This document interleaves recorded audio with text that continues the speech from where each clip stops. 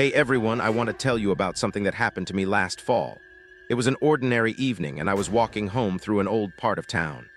The route took me past an abandoned house. You know the kind, every city has one. Boarded up windows, peeling paint, and an eerie silence that clings to it.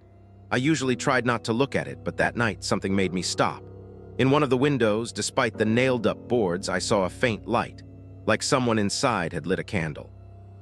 I decided to get closer. I don't know why curiosity got the better of me, I guess. The door was slightly ajar, and holding my breath, I stepped inside. The place smelled of dampness and something metallic like rust. In the corner of the room stood an old, dusty mirror.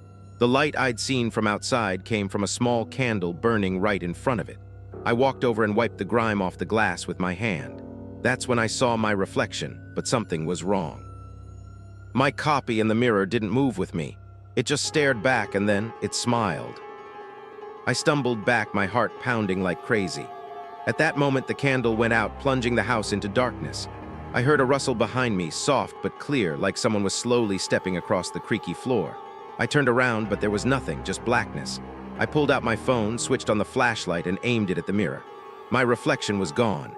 In its place stood a figure, tall, hunched, with long arms dangling almost to the floor. It didn't move. It just watched me. I bolted for the door, but the entrance I'd come through was gone. A blank wall stood in its place.